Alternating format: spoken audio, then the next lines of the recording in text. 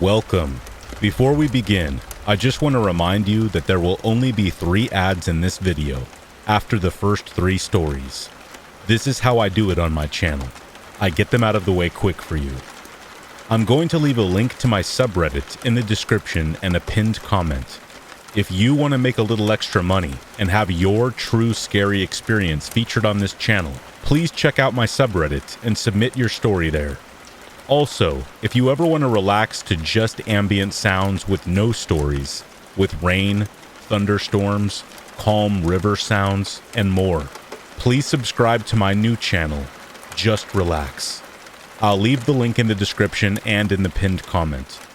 As always, I hope you enjoy these stories, and thank you for choosing to be here when you have so many other choices. Now, let's begin.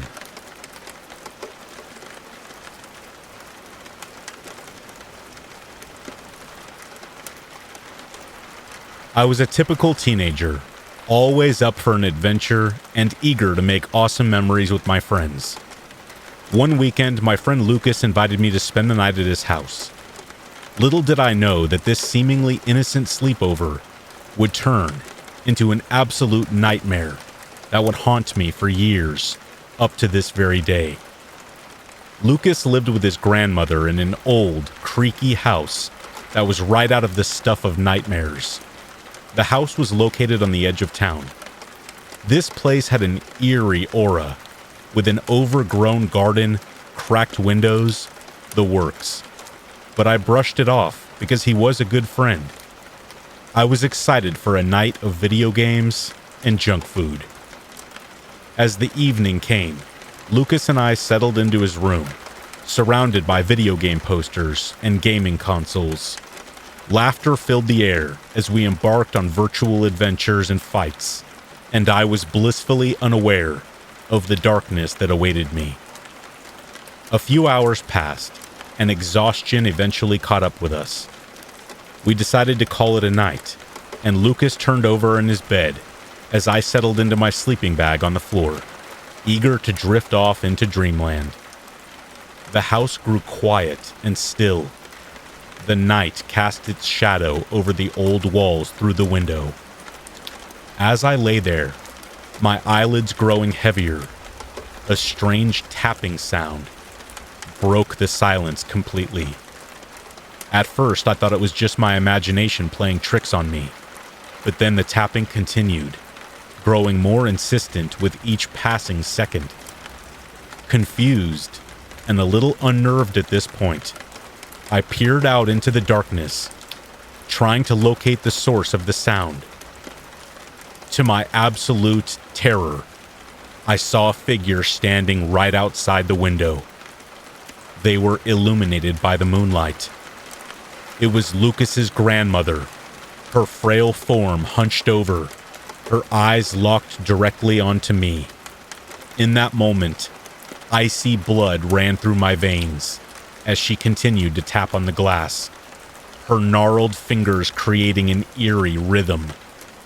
I could not tear my gaze away, drawn to the intensity of her gaze and the unsettling smile that slowly crept across her wrinkled face. "Please go to sleep," she started repeating, her voice in a haunting whisper. Her words echoed in the stillness of the night, dripping with a strange mix of urgency and desperation. I stumbled backward. My heart was now pounding in my chest. What exactly was happening? Why was Lucas's grandmother outside, tapping on the window in the middle of the night? And why was she asking me to go to sleep? Honestly, you cannot imagine the fear that I felt in this moment. With trembling hands, I mustered every ounce of courage I had to approach the window one more time, my curiosity overpowering my fear. Somehow, I peered outside, my breath catching in my throat. Lucas's grandmother still there, the smile widened, revealing her yellowed teeth, her eyes gleaming with an unsettling intensity.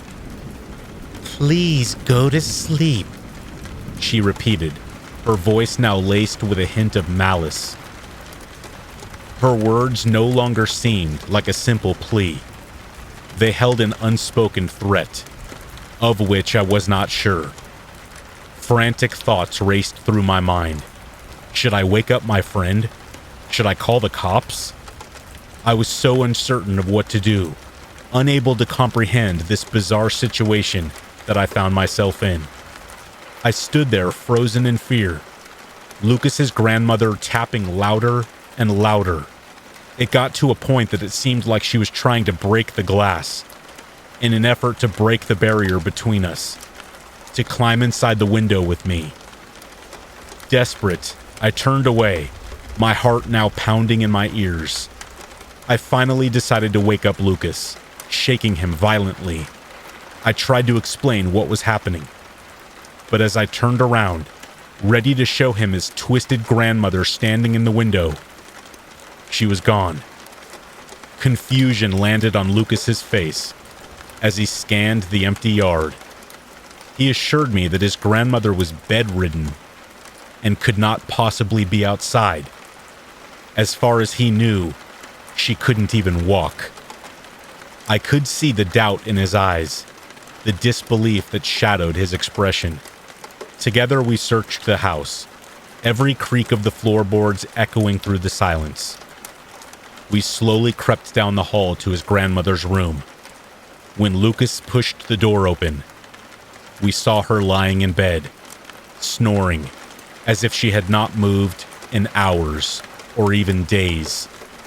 That night, sleep completely eluded me. The memory of the tapping, the haunting smile of Lucas's grandmother, it just played on a loop in my mind. I almost decided to just leave right then and there. I wondered if it had all been a nightmare, but the fear that gripped me, it was just too real.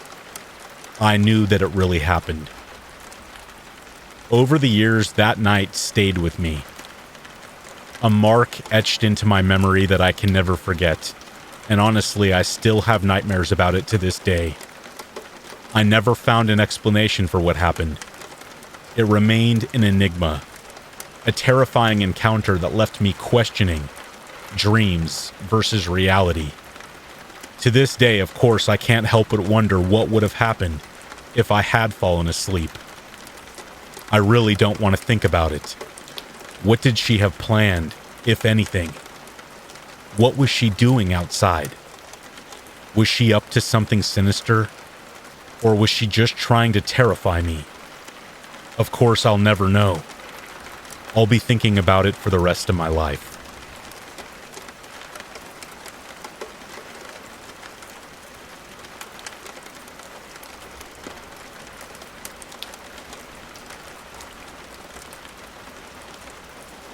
The sun was going down.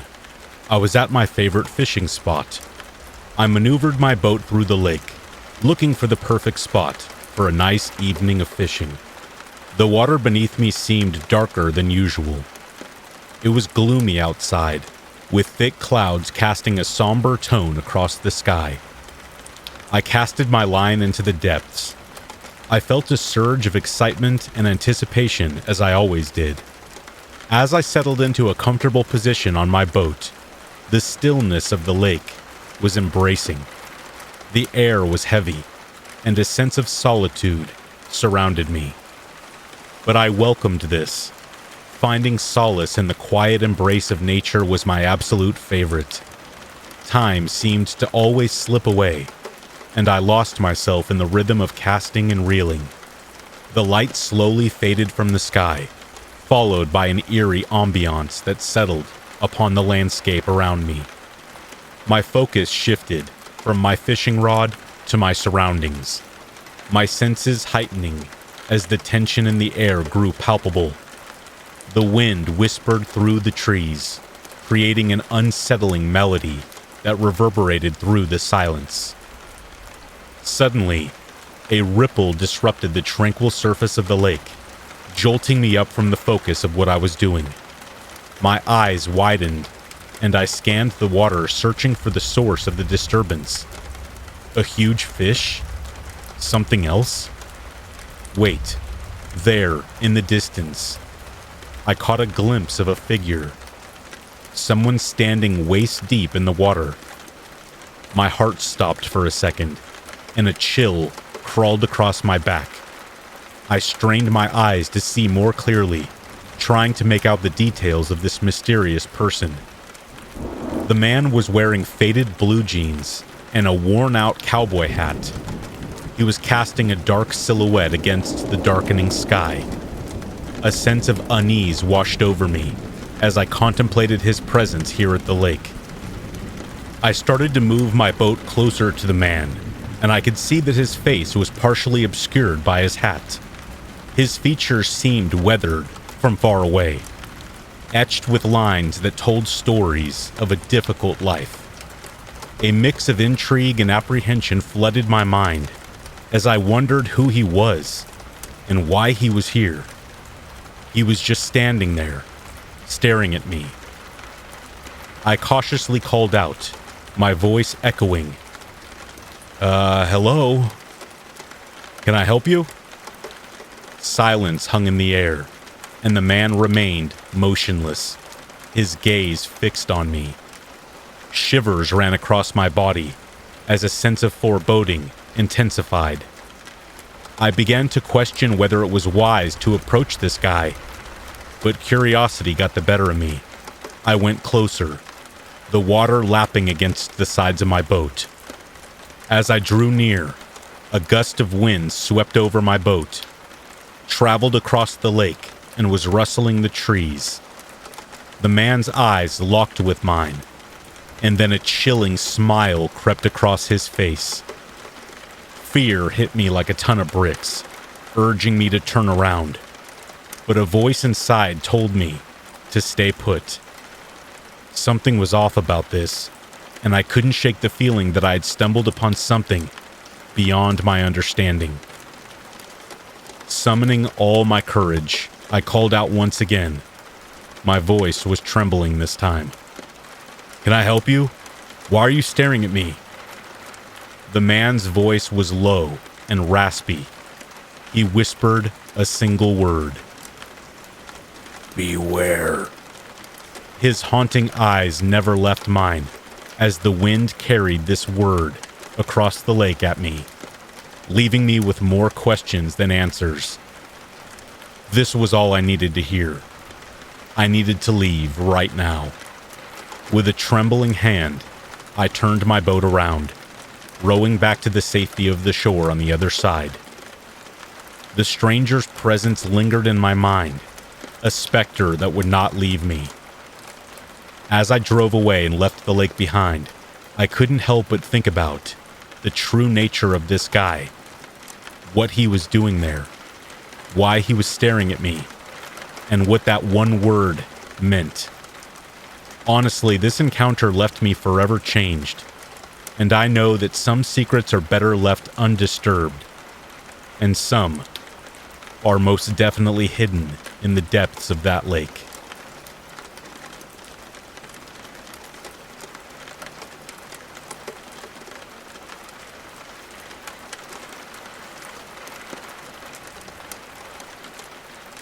As a man visiting Las Vegas for a business trip, I had experienced the glitz and glamour of the city, but little did I know that my time there would take a very dark turn. It all began when I found myself trapped in an elevator in a seemingly abandoned parking garage, plunging me into a nightmare from which escape was not possible, at least for a time. My car was parked in a parking structure that was semi-nearby the strip, but seemed somehow, with everything going on in the city, to be abandoned. There was nobody around. Walking through the dark parking garage, I stepped into the elevator, grateful for a moment of solitude before heading back to my hotel. But as the doors closed, a very creepy and eerie silence enveloped me. The elevator descended smoothly, but as it reached the lower levels of the parking garage, a sudden jolt shook the elevator. Everything came to a crashing halt. Panic overwhelmed me as I realized what had happened. The elevator just stopped. I had done nothing. I had not pressed any buttons. It just stopped on its own. I pressed every single button, hoping for some kind of a response. But the elevator remained still and dark, unmoving. Sweat trickled down my forehead and my neck as my heart pounded. The air was stifling. The confined space I found myself in instantly became a prison. I reached for my cell phone, desperate to call someone to let them know my situation, only to discover, of course, there was no signal at all. The realization hit me like a ton of bricks. I was completely cut off and trapped. There was nothing I could do. Fear rose within me, squeezing tighter at my innards with every passing second. If you think that you're claustrophobic, you have no idea what that truly means. The silence and the helplessness was absolutely overwhelming, to a point that you cannot believe. The silence was only broken by the sound of my breath. I banged on the walls and screamed for help, but there was no one. No one at all. It was as if the world had abandoned me. My mind spiraled into very dark places as 1 or 2 hours crawled by, the slowest hours of my life. Shadows danced on the ceiling, morphing into grotesque figures that taunted my imagination.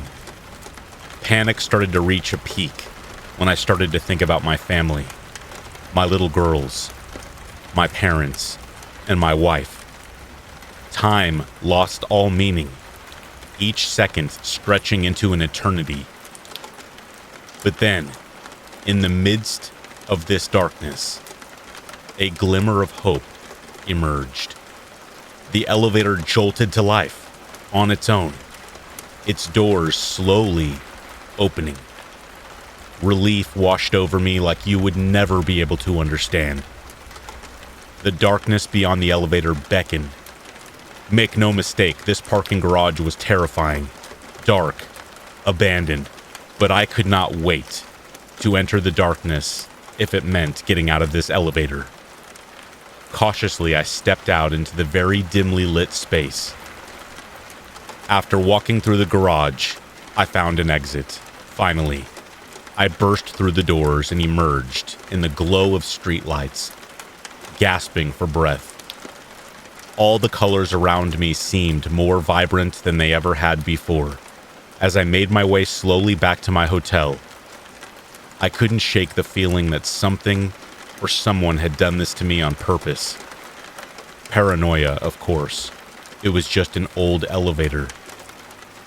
To this day, the memory of those agonizing couple hours trapped in the elevator haunts me, almost to where I need to see someone for it. I take the stairs, from now on, everywhere I go.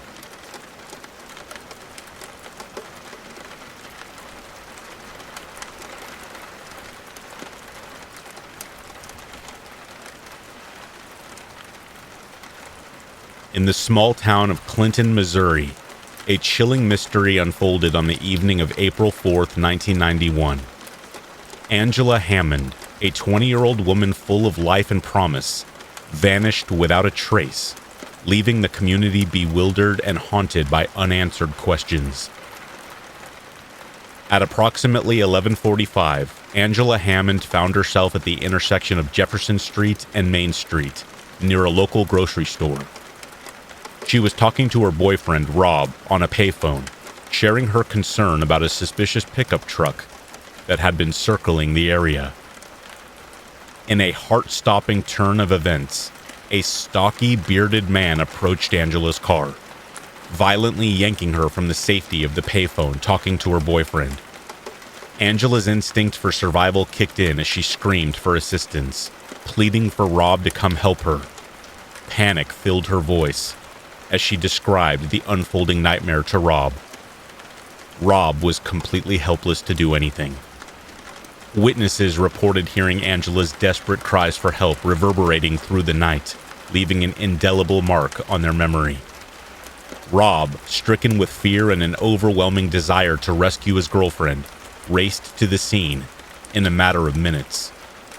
Upon arrival, he witnessed a scene of chaos and confusion. In a valiant attempt to save Angela, he spotted a vehicle matching her description, passing him going the opposite direction. He swears he saw her in that vehicle, screaming for help. Without hesitation, Rob chased the vehicle, his adrenaline pumping and his heart pounding. In the midst of his relentless pursuit, his vehicle failed. His engine died. The truck vanished into the night, leaving Rob heartbroken and filled with a profound sense of helplessness. The ensuing investigation into Angela Hammond's abduction left investigators grasping at straws as they diligently pursued any lead that might unveil the truth. Law enforcement agencies meticulously analyzed evidence, interviewed witnesses, and conducted extensive searches in hopes of finding Angela or unearthing vital clues. However, despite their relentless efforts, the case took on an eerie air of perplexity as no substantial breakthroughs materialized. As Angela's case garnered attention, several theories emerged, each adding a layer of complexity to the already bewildering circumstances surrounding her abduction. One prevailing theory suggests that Angela fell victim to a random act of violence perpetrated by an opportunistic predator lurking in the community. The swift nature of the attack and the absence of an apparent motive lend credence to this theory. Another line of inquiry focused on the possibility of Angela being targeted by someone she knew. The motive behind such an act could range from unresolved grudges to personal vendettas, raising unsettling questions about the dark side of her relationships. A more sinister theory suggests Angela's abduction may have been connected to a larger network involved in human trafficking or organized crime. The location of the incident near a busy intersection fuels speculations of a well-coordinated operation, where Angela's disappearance serves as a tragic piece in a larger criminal puzzle. The tight-knit community of Clinton rallied around Angela's family, offering support, prayers, and comfort during their darkest hours. Vigils, fundraisers, and awareness campaigns served as a testament to the community's unwavering commitment to finding Angela and seeking justice on her behalf. The bonds forged in the wake of this tragedy continue to endure as the community refuses to let Angela's memory fade into oblivion. Despite the passage of time, Angela Hammond's case remains an open investigation. Law enforcement agencies, in collaboration with seasoned cold case investigators, periodically revisit the evidence, re-interview witnesses, and explore new leads as technology and forensic techniques advance. The hope for a breakthrough remains steadfast, fueled by an enduring belief that answers will eventually surface. The abduction of Angela Hammond has etched itself into the annals of true crime, leaving a lasting impact on the community of Clinton and all those touched by this enigmatic case.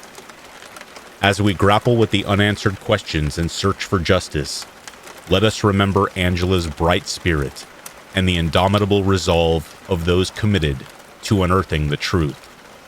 The disappearance of Angela Hammond stands as a haunting reminder that evil can strike when least expected. The quest for answers and justice persists as we honor Angela's memory and stand united in the pursuit of truth.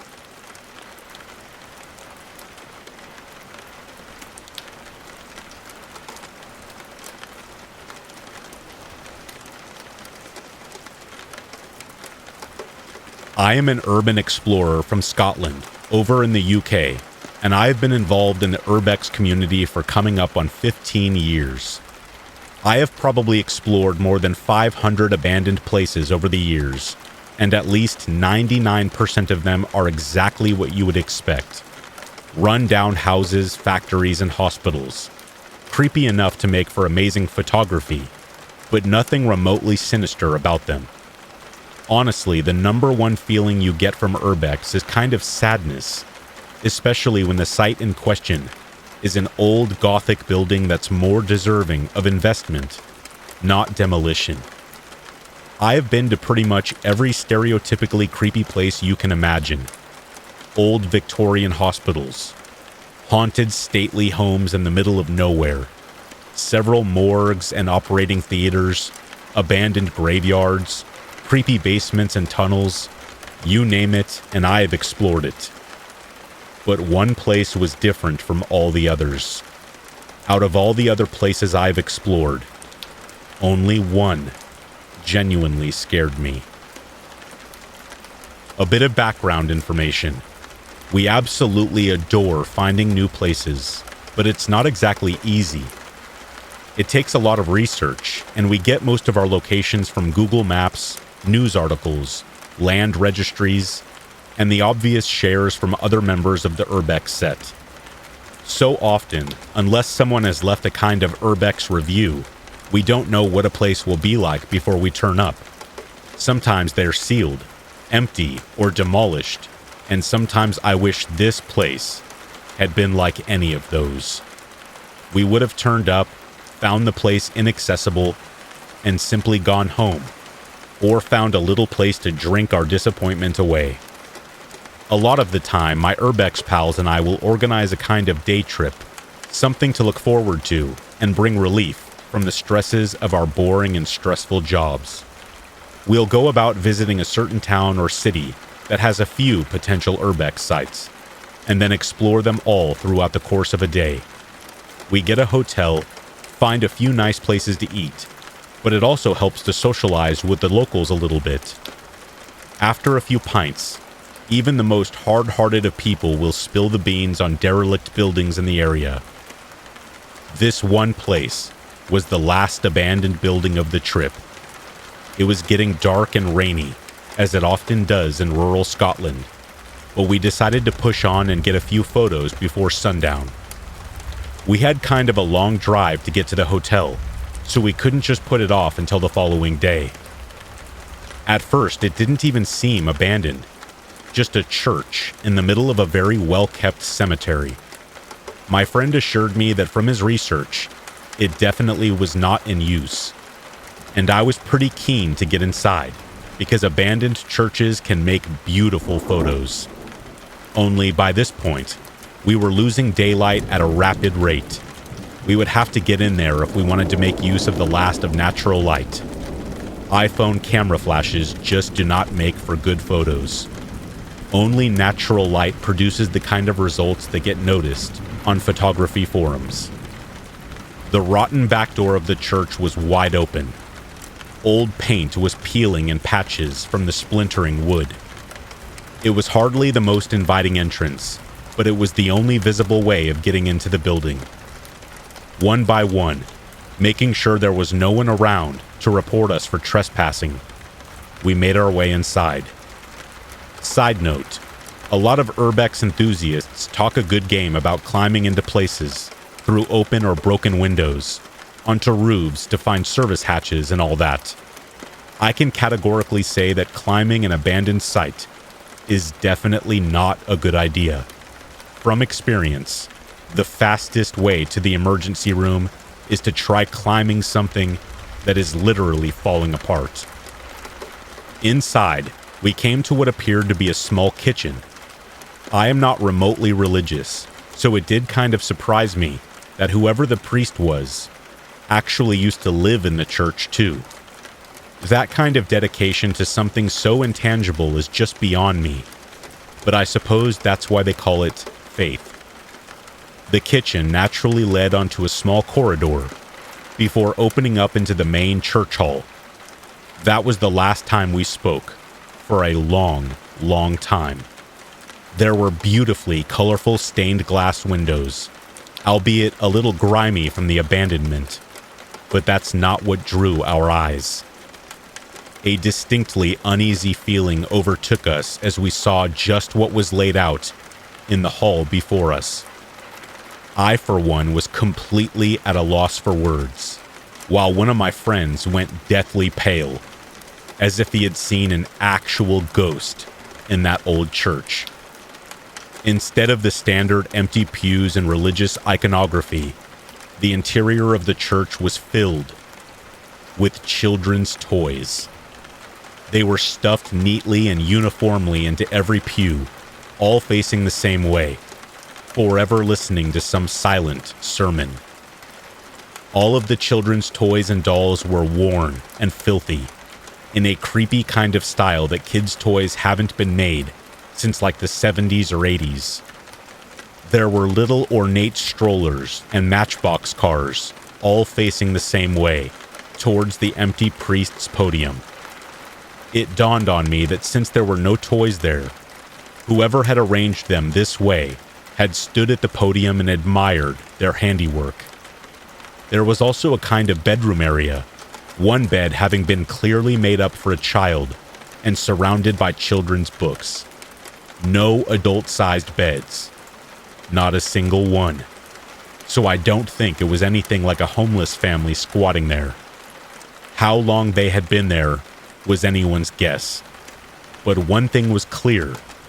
Whatever the reason these toys were arranged like this, it was not a good or pure one. We left the place, still in silence, too creeped out to discuss the scene, as we drove back to the hotel we were staying at. The mood of the whole day had changed in mere moments. It was still too raw to try to make sense of the things that we had just seen. Despite outward appearances, the place was collapsing inside. A huge hole in the floor had formed, and dampness was setting in so much evidence of the toys. The bed and the sinister atmosphere may well be lost or buried soon. I don't know if anyone else has discovered this place or knows what happened, but it's not somewhere I'll ever return to. I refuse to share the location, even with my closest explorer friends, for fear if they visit, they'll run into whoever had arranged those toys, into a ghostly congregation.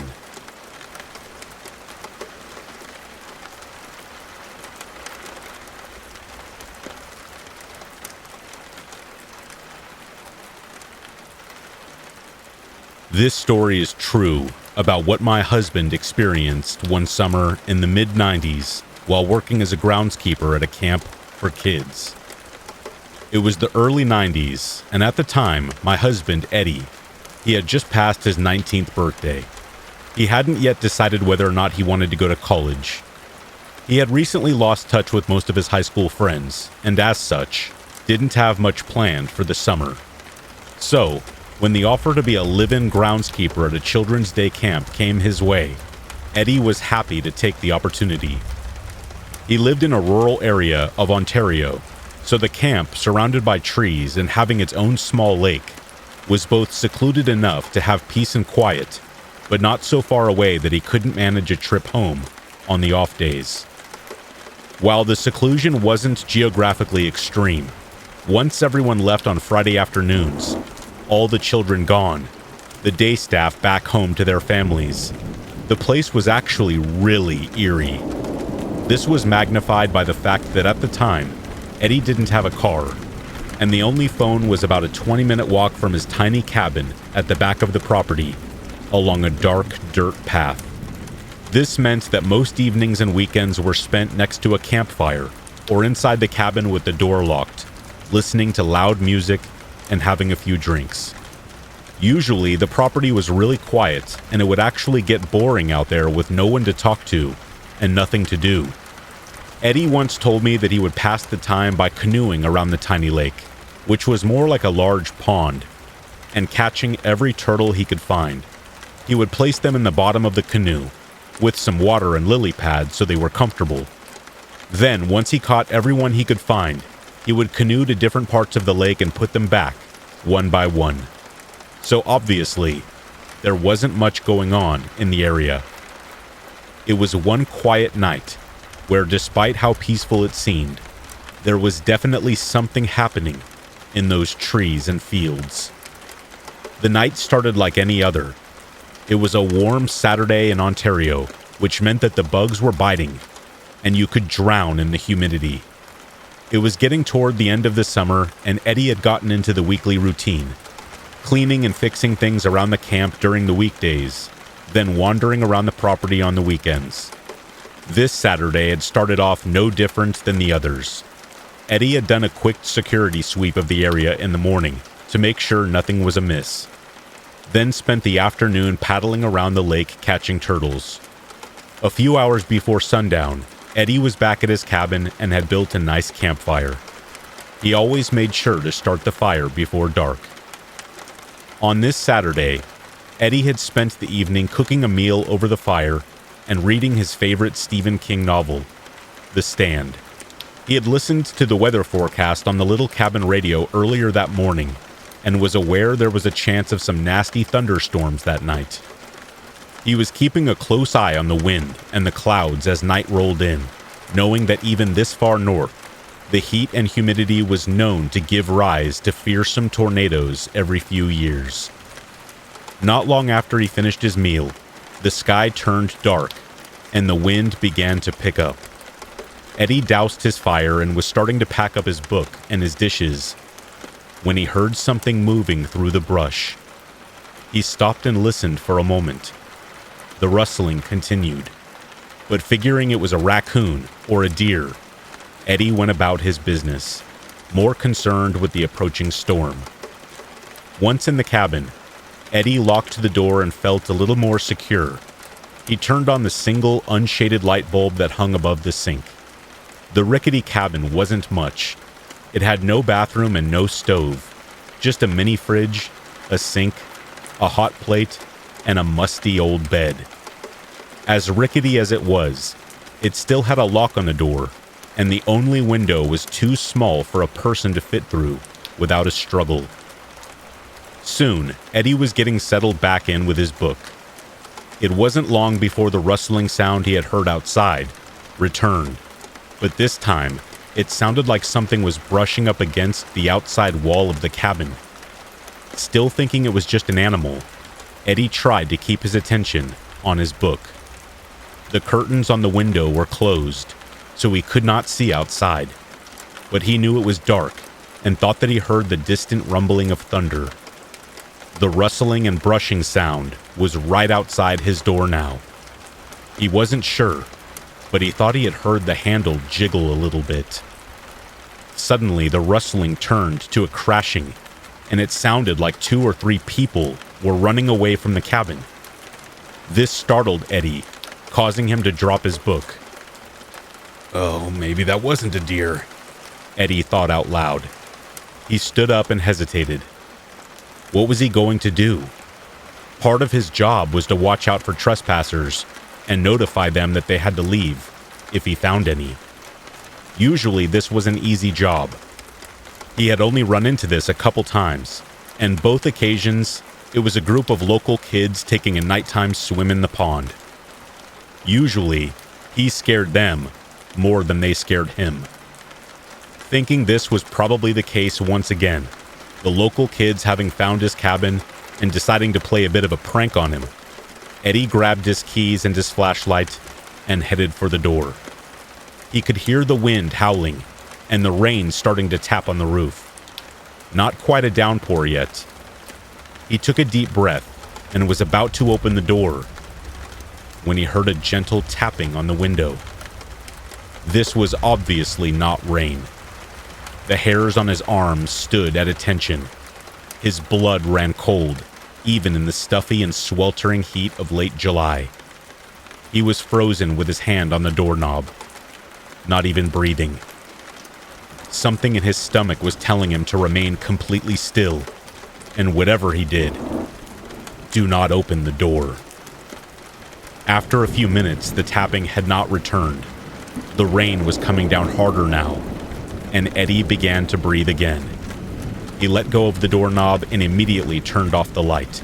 He quietly got under the covers, not even bothering to take his shoes off or put back the large metal flashlight, in case whatever it was came back. Eventually, he fell asleep. The next morning, Eddie awoke and felt no sign of the eerie presence from the night before. He got up and immediately noticed that the storm had passed, and the morning sun was shining through the curtains. Groggy and a bit shaken, Eddie splashed some water on his face and began to rummage through the fridge for something to eat. He was just debating whether he wanted to cook his eggs and bacon over the fire, or if the firewood was too damp, when there was a loud knock at the door. Eddie jumped and almost soiled himself. No one has ever shown up unannounced way out here on a Saturday. "Eddie, it's Jim, your mom's friend from work. Are you in there?" Eddie recognized the voice. His mom worked in dispatch for the local police department. Eddie, being a bit of a troublemaker in a small town, knew the members of the force both from family barbecues and from his own personal run-ins. Eddie let out a breath and relaxed a bit. But then it hit him. Why was Jim out here so early on a Saturday? Thinking something might be wrong at home, Eddie rushed to the door and unlocked it. "Hey, Jim, is everything okay? Why are you out here?" "Morning, Eddie. Everything's fine. But your mom sent me to pick you up and bring you home this morning." Jim looked around the cabin. He was in his uniform, and Eddie could make out his cruiser a few yards away. Eddie noticed Jim was subconsciously fingering his weapon. "I think you're mistaken, man. I'm not supposed to be going home until next weekend, and Mom said that she was going to come out here to pick me up." Eddie took a step back and watched Jim's face as he surveyed the tiny cabin. "I know that was the original plan, man, but we all think it's best that you get your things and come with me." Jim stood in the door with the face of a man who was not to be questioned. The hairs on Eddie's arms stood up, and he had no choice but to agree and begin to pack up his belongings. As they packed the car, Eddie could have sworn he saw a set of shoe prints that made a trail around his cabin. After driving in silence for a few minutes, Jim casually began asking Eddie what he had been up to last night. "Did you go out at all or just stay by the fire?" Jim asked, his eyes watching Eddie through the rearview mirror. "I was by the fire, but then I went inside when it started to rain. That storm was starting, so I didn't want to be caught out in it, you know? It must get a bit creepy out there all alone during a storm," Jim said. That's when Eddie remembered the tapping at the window and the strange rustling sounds. "Actually, it's usually fine, but last night I got a bit of a scare, actually. Just as the storm was starting, I think an animal or something was walking around my site. Probably a coyote or a fox that smelled my supper." Eddie's eyes locked with Jim's. "Did you see anything?" Jim asked. "No, at first I thought it was some of the local kids that I had kicked out of the lake a couple weeks ago. I thought maybe they were playing a bit of a prank on me in return. But the rain was starting to pick up, so I decided to stay in the cabin and just pretend I didn't notice." Not wanting to sound like a wimp in front of one of his mom's coworkers in the force, Eddie lied about the chills that he had experienced. "That's probably for the better," Jim said. "They usually go away if you ignore them." The rest of the ride was silent. Eddie drifted to sleep for a little while, and when he awoke, they were pulling into the driveway of his parents' house. His mom was standing on the front steps when they got there. "Eddie," his mom called as he was getting out of the car. "Come inside. I have coffee and breakfast ready." "Thanks, Mom. Just let me get my things from the trunk." "Just leave them for now. Jim's gonna join us for breakfast. You can get your things after we talk." His mom turned and disappeared into the house. A little confused but hungry from having missed the morning meal, Eddie shrugged and walked toward the house. Jim locked the car and followed close behind. Eddie sat at the kitchen table and was greeted with a plate of hot pancakes with bacon and a fresh cup of coffee. Eddie began to eat, but noticed that Jim and his mom were only drinking coffee. After a couple minutes of pleasantries, Eddie was starting to get annoyed. "Why did you pick me up early, Mom? And if you're home, why did you send Jim out to get me? What's going on?" "Eddie," his mother said, nice and calm, yet firm, in the way only a mother can, as she rested her hand on his arm. He stopped and looked at her.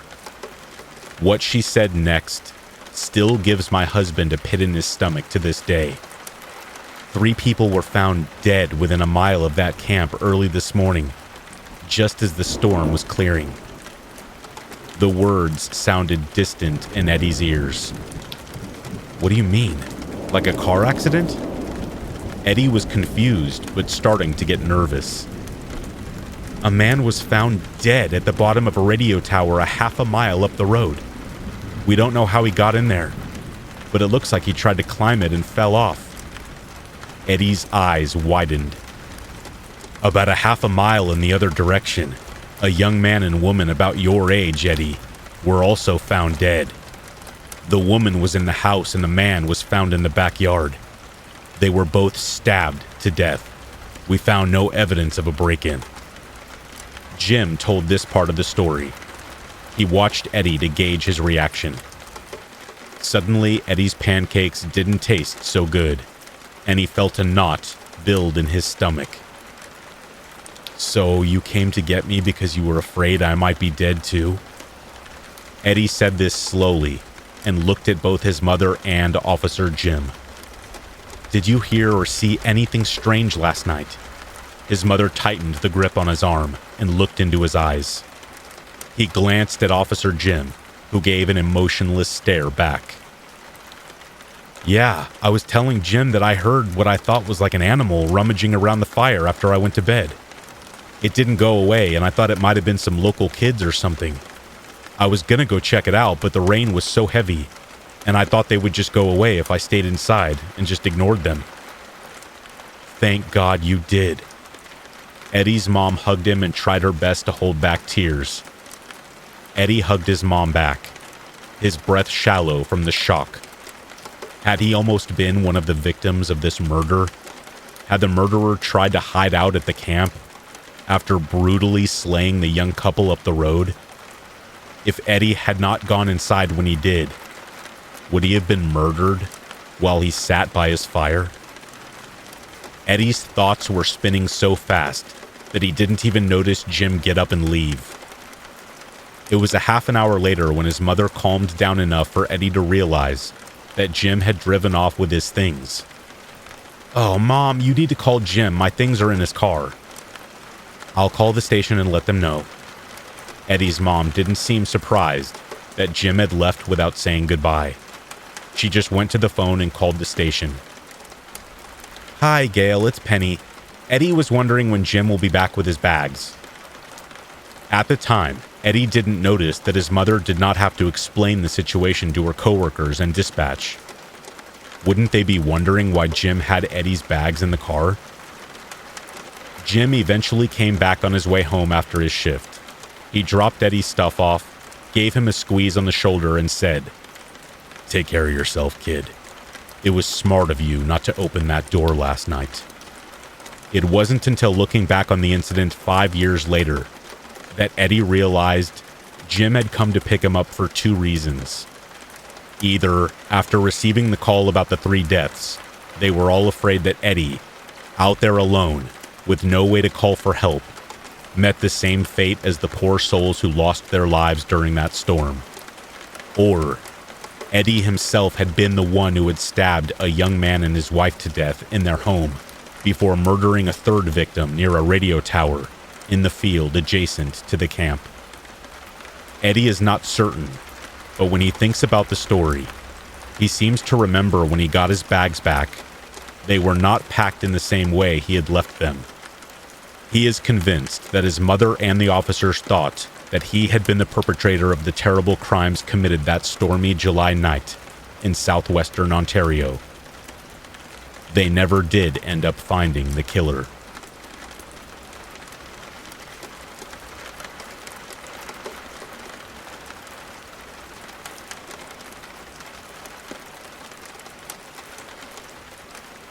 My heart pounded in my chest as I stood before the rusted gates of the amusement park.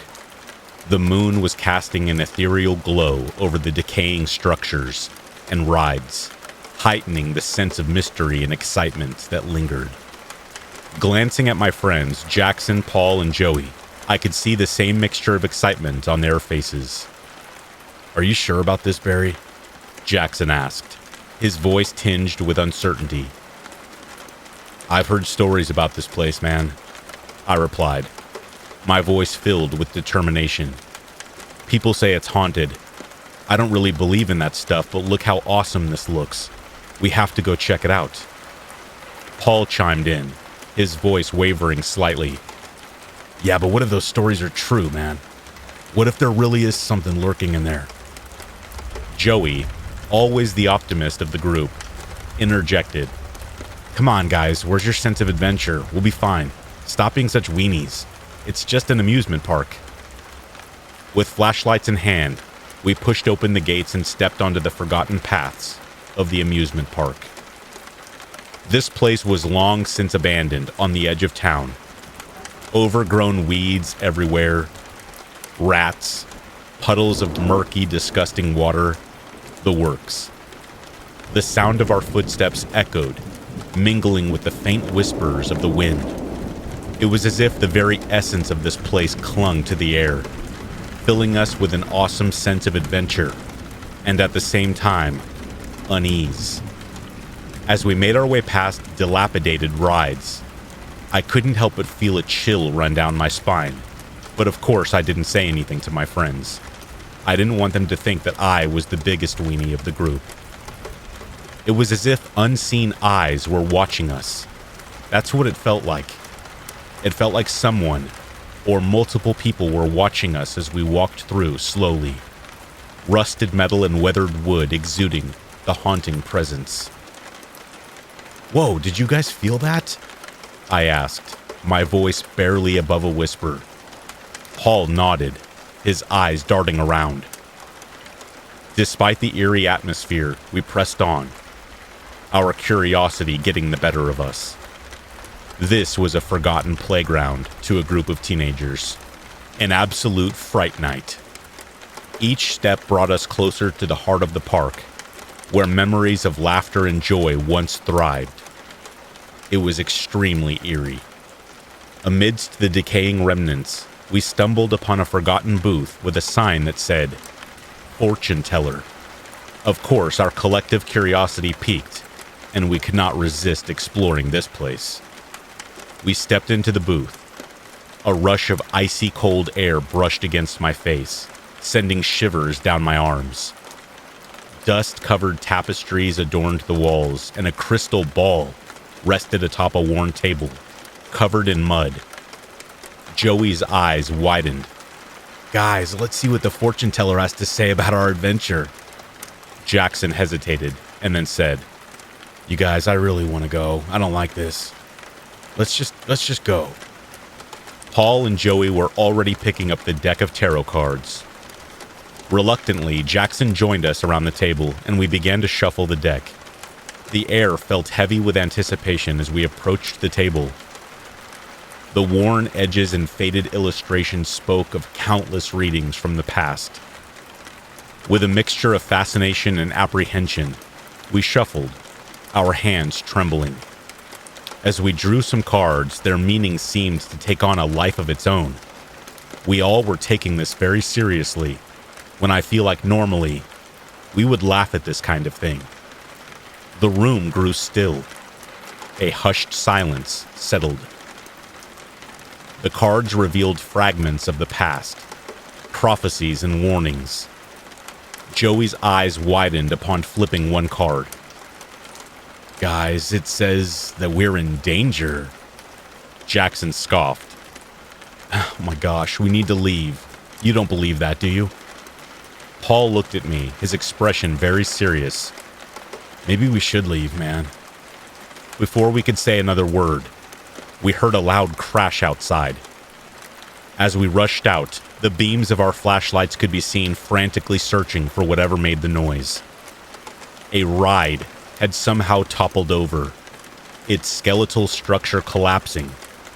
As we left the booth, the feeling of being watched was now more intense.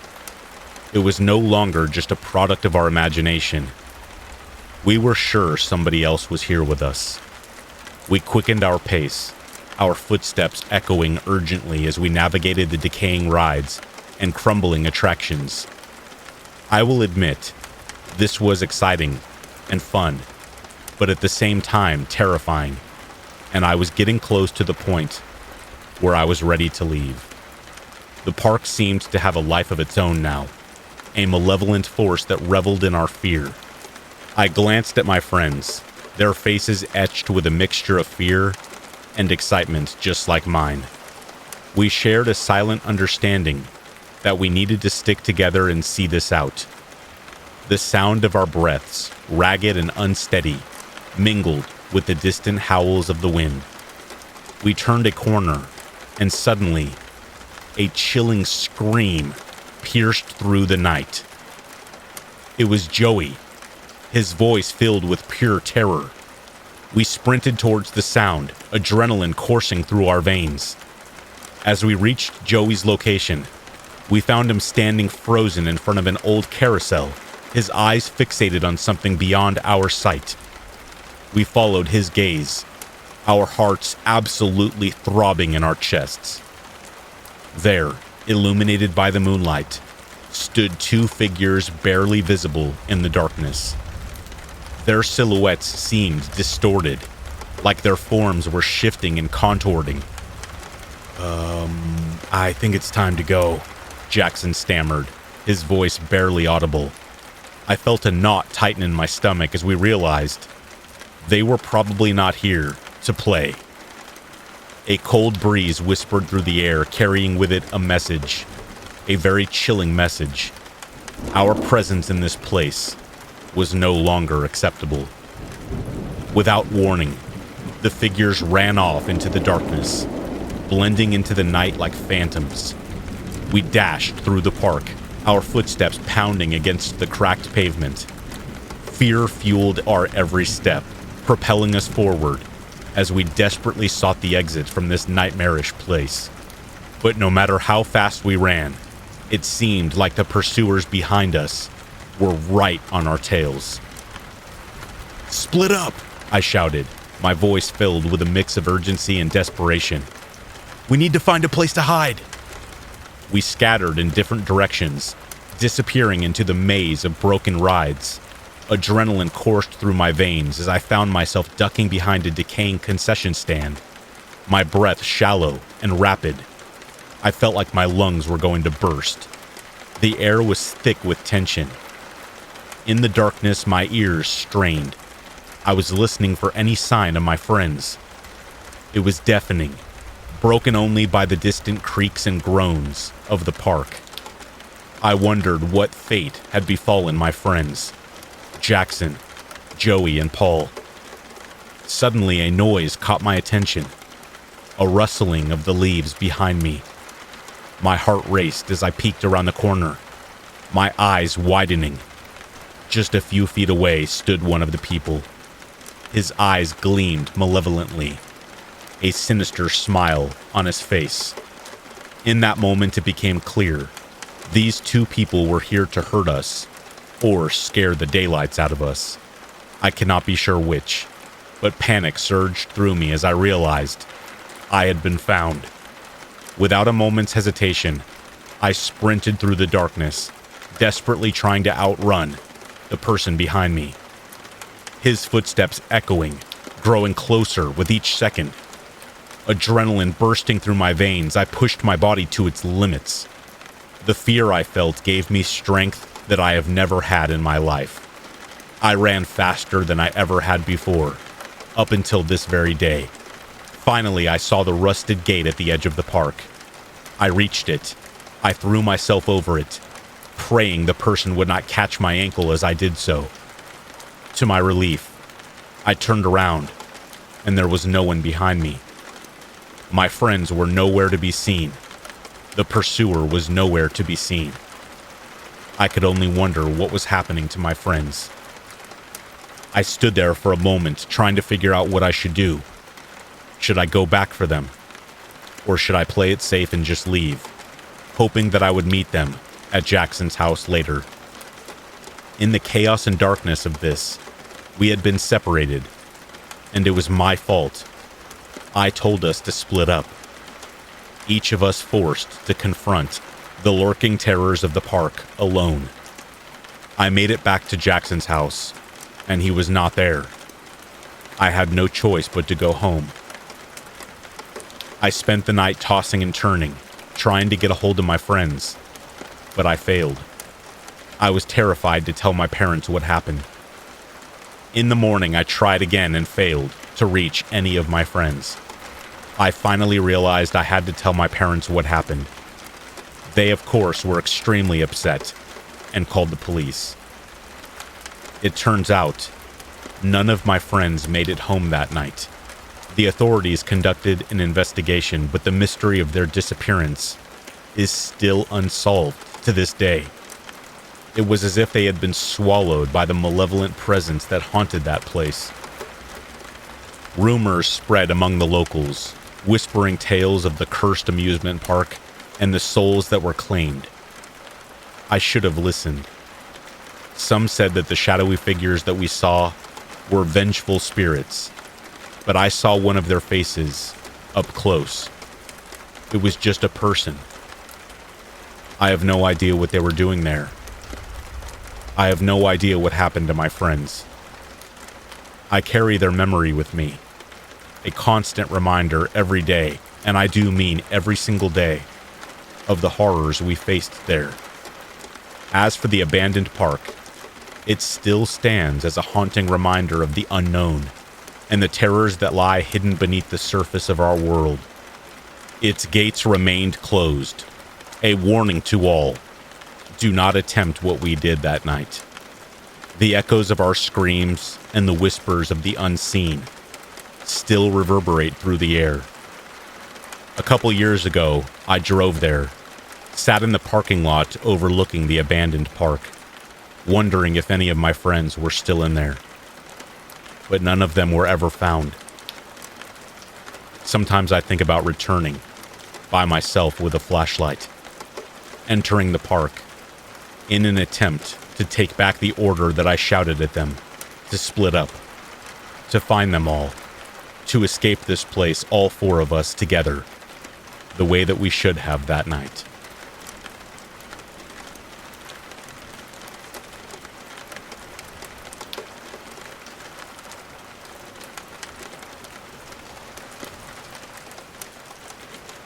What you are about to read is both a confession and an apology. I don't know how much time I have, so I will keep it as short as I can. I was coming back home from work a few nights ago. It was dark and I was tired from my shift, when suddenly a deer ran out in front of my truck.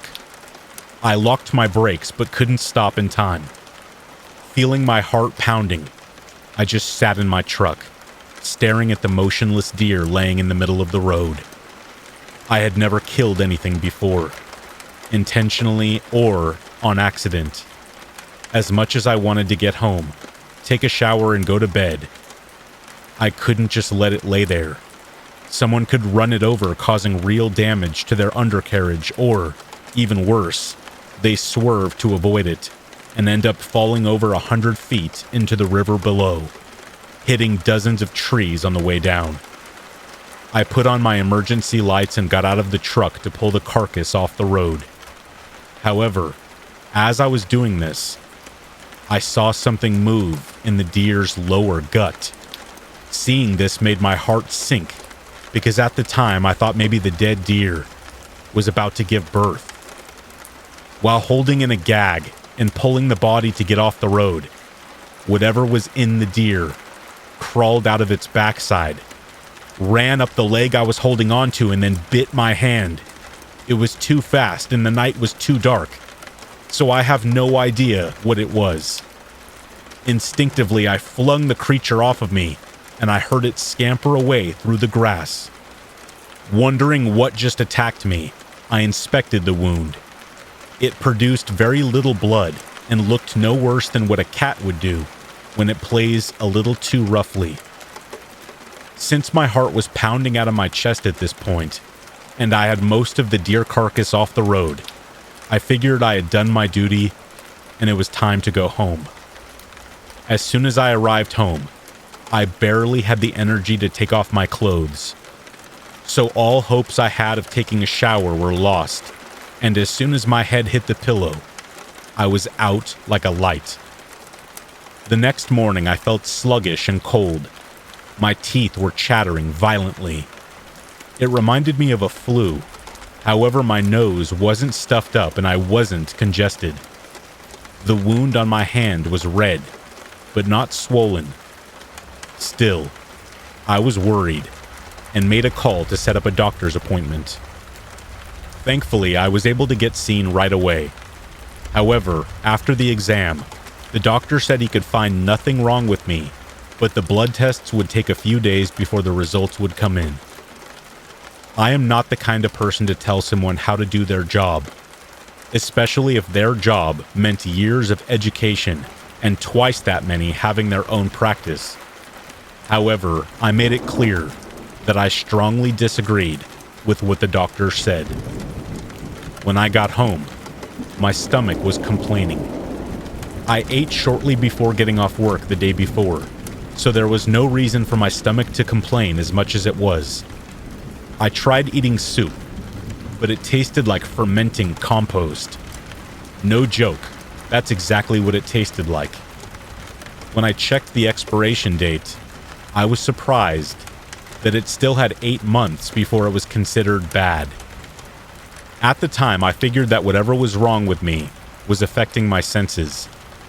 My grandma said that 7-Up and ginger ale was as close to magic as it gets when it comes to being sick. But since I didn't have any of that in the house, I made a few calls and had it delivered. However, that too tasted really bad. My stomach kept complaining, so in an attempt to silence it, I decided to make something that I could never resist. My mom's specialty, meatloaf. If nothing else, it was my comfort food and my favorite as a kid. Lo and behold, it tasted amazing. However, when I tried adding ketchup like I always did, I nearly gagged from the smell of it. I ended up eating all of it in a single sitting, and afterwards I felt really good. So good, in fact, that I decided to head into town to pick up a few groceries. As I walked around with the shopping cart, going down the same aisles as I always did, the items I usually got held no appeal to me. I love bananas, but they smelled like they had been soaking in gasoline for a few days.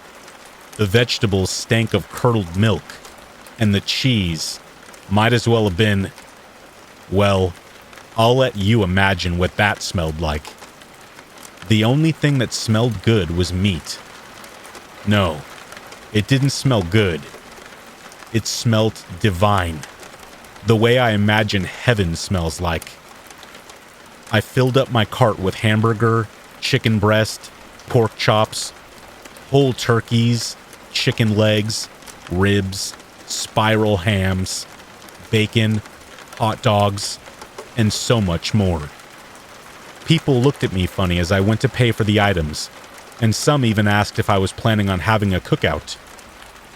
I am ashamed to admit it, but I snapped at those people and told them it wasn't any of their business. When I got home, I felt sick again, and decided that some pork chops were in order. As I started to get everything ready, I opened the cream of mushroom, and the smell that emerged from the can made me throw up in the sink. Later, I checked the expiration date and saw that it still had a few months to go. The can was not dented or punctured, so there was no reason for it to smell rancid. I cooked the pork chops plain, only adding a little olive oil on the bottom of the glassware so that it wouldn't stick. The wait seemed to take forever.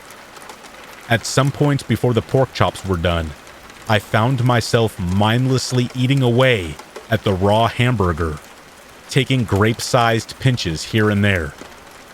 I knew it was disgusting, but I couldn't stop myself. Each bite hit the spot and scratched an itch that I did not know I had. By this time, it was after office hours, but I called the general practitioner to see if there were any updates. All the while, I kept eating the raw meat. I was too embarrassed to tell them about my new eating habits and instead sounded like an idiot. when I had nothing to say other than to ask about the blood test, which I knew the results would be in sometime next week. Because of this, I could tell the person on the other line was annoyed. I spent the rest of the day eating and worrying. I must have paced for a few miles before I decided to go to bed. At the time, I figured that I might be able to sleep off whatever was happening to me. And if this was not to be, it would make the day that the blood test comes in arrive faster. However, I couldn't go a few hours without food before the cravings made me wake up and rummage through the fridge. I blacked out at some point during the night and found myself outside at the wooden fence trying to bait the neighbor's cat with a raw chicken leg that I already ate half of. I was scared, paranoid that whatever bit my hand might have given me something really nasty. But I knew that worrying about it wasn't going to do me any favors, so I decided to do what I normally do to clear my head, and I went for a drive. Usually this would have worked, but my stomach kept complaining. I'd been eating for nearly a day straight, so I knew I was not hungry. What else could I do other than wait for the blood test to come back? Trying to distract myself, I decided to turn on the radio and listen to one of the 3 radio stations that worked in this town. As I was fumbling with the knobs in my old beat-up truck, I turned the corner and saw a man walking across the street to get his mail. I hit the brakes as hard as I could, but it was too little too late, and he bounced off the grill of my truck and went flying through the air. Terrified, I ran out to see if there was anything I could do to help him, but when I drew close, I could see that he was all sorts of messed up. He was conscious and asked me to give him a ride to the hospital because he would not be able to afford the bill for an ambulance. However, that was when I noticed that the femur was sticking out of his leg. I licked my lips, and before I knew it, I started biting and eating around the bone as the man screamed.